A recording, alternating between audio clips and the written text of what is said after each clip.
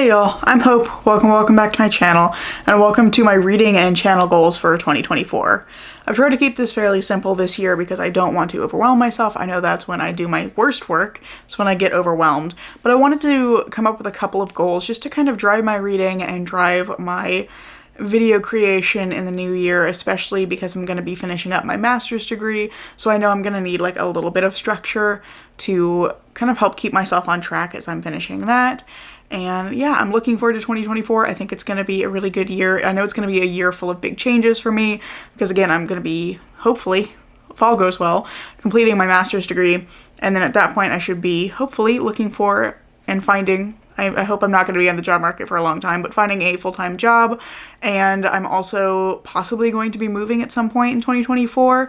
Don't really know what that's going to look like yet. And it's going to depend a little bit on what job I get and when I get a job. So not entirely sure what 2024 is going to look like, but I know there's going to be some big changes. So again, I just want to have some things to kind of structure my thinking, my reading, my video creation in the next little while. And yeah, this is a pretty short and simple list, and I think let's just get started and before I start rambling anymore, because I'm very good at that. Rambling is one of my top skills.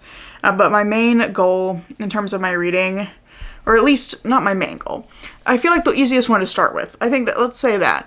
The easiest one to start with here is the number of books I want to read next year. So my goal for 2023 was 73 books, which was the same number I had read the previous year.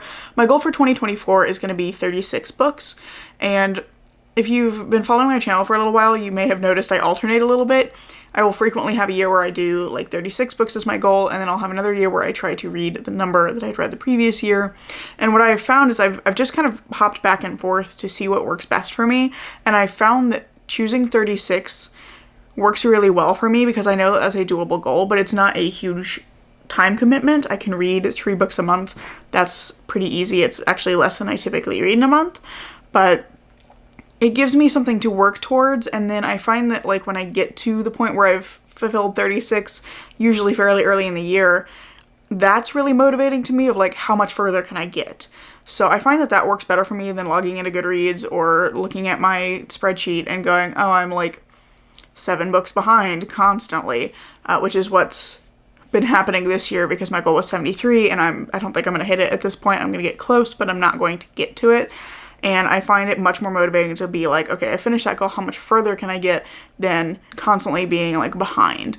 So that's kind of the reasoning behind that, and I feel pretty good about the decision. Again, I've oscillated a lot, but I think going forward I'll probably keep it at 36 just because I know that that works really well for me and is very motivating for me in terms of my reading. So that's like the easiest goal, I think. Now, one of the other goals, most of the other goals actually are going to be involving reading down these shelves behind me, which are all of my owned TBR books, all my physical books anyway. I also have a decent number of like ebooks and audiobooks that I own, but I want to reduce these by a lot. Again, I might be moving, so I don't really want to have to carry all of these if I move. So a lot of the rest of these goals are to facilitate that, if that makes sense. So one of the things I'd really like to do for 2024 is read at least 60% off of my owned TBR. And that can include both my physical and my ebooks and audiobooks, but hopefully like mostly my physical shelves. So I want to have at least 60% of the books that I read in 2024 be off of my like previously existing owned TBR that I have at the start of the year. And that's just because I really want to push myself to read as much as I can off of these shelves and lighten the load for when I have to move, because I have a tendency not to hold on to books that I don't love or things that I don't think I'm going to reference a lot. So a lot of these books, once they're read, are not going to stay on the shelves. They'll get donated locally, or I might put them up on Pango if they're in good condition.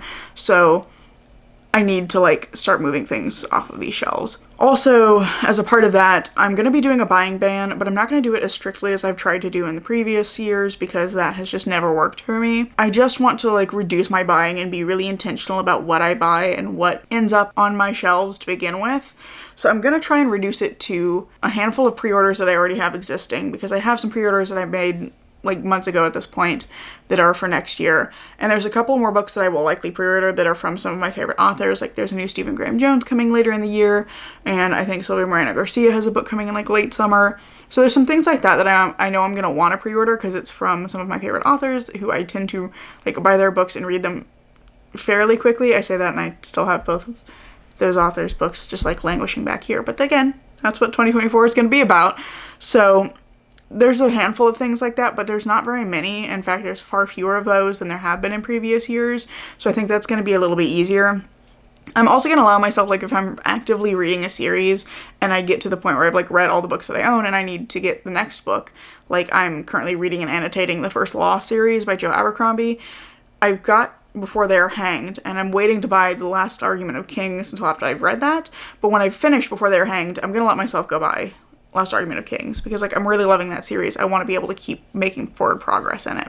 So, like, those are going to be the exclusions, but for the most part, I'm going to be doing kind of an informal buying ban and just trying to read as much as I can off of what I own and not adding to it in the meantime. The other thing that I'm doing to try and, like, make that easier, to try and push myself to pick up things off of my owned TBR, is I'm planning several reading challenges for myself for 2024 that I think are just going to help bring some things that I've kind of forgotten I owned or things that I've been putting off back to the top of my priority list and help me actually get to them.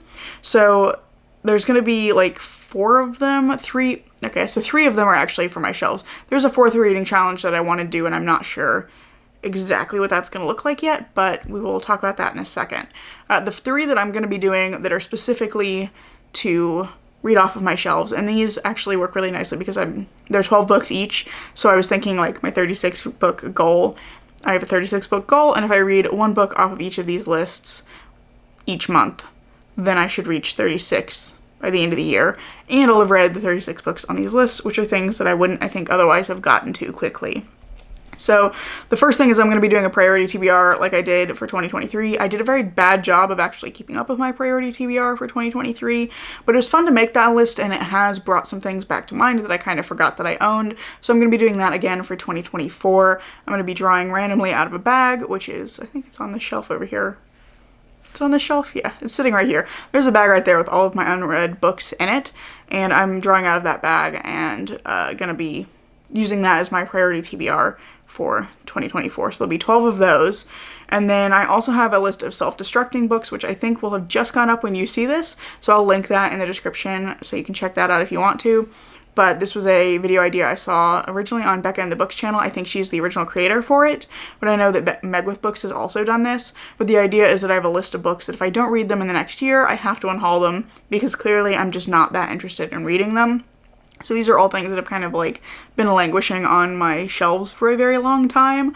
So I made that list, and I'm hoping to get through some of those because those are things that, like, I bought them at some point because I was excited about them, but I haven't thought about them in a long time. They're just kind of sitting there taking up space, and I do want to, like, actually circle back around and read these. Most of them are some of the older things on my shelves. So that list is already up if you want to go check that one out as well.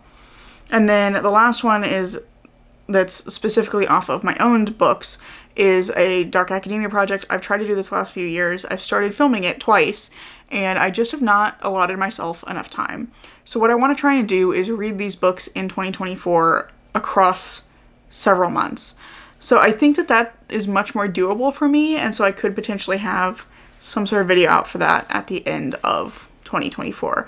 That's the goal right now. I don't know how that one's gonna go, just because I know I can't read like a lot of the same genre or the same type of book back to back because I get kind of bored with it, so I have to kind of mix up my reading.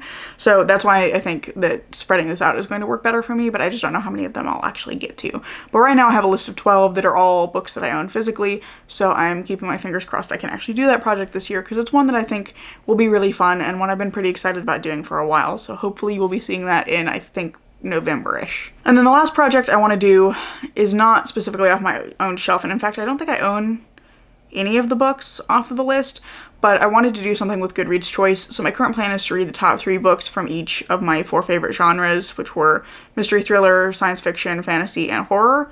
So I'm going to try and read the first 3 books of each, or like the top 3, whatever had the top 3 most votes, the winner and then the 2 runner-ups for each of those categories for the 2023 Goodreads Choice Awards.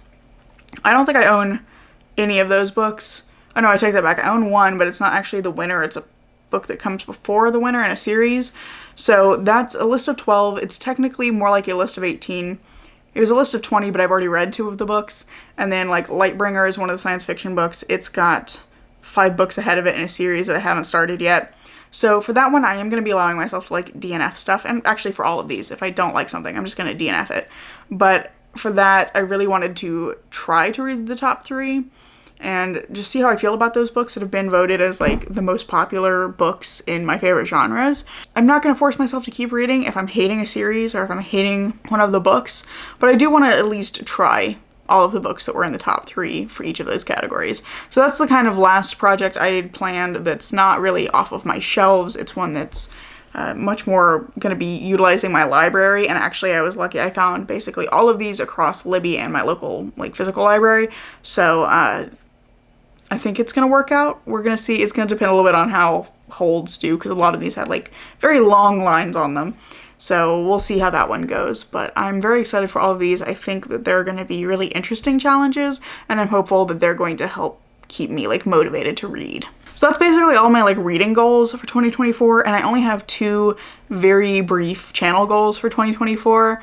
So the main one is that I just want to stay consistent with my posting. I've been posting twice a week on Tuesdays and Saturdays for several months now. I think most of this year, most of 2023, and I'm really happy with that. It feels like a doable amount of content for me, and it gives me some space to do some different kinds of videos. So I've been enjoying doing that, and I just want to stay consistent with it. I think it's working pretty well for me, so hopefully you will continue to see 2 videos a week from me. I don't know if they'll always be on Tuesday and Saturday. I might play around with what days they come out, but for now, I at least want to do like 2 videos a week. And then the very last thing is that I'm currently sitting at around 160 subscribers or so, and I think it would be really cool to end 2024 at 200 subscribers. I think that would be a really cool milestone to reach, but I'm not going to like beat myself up if I don't reach that, I guess is what I'm trying to say there.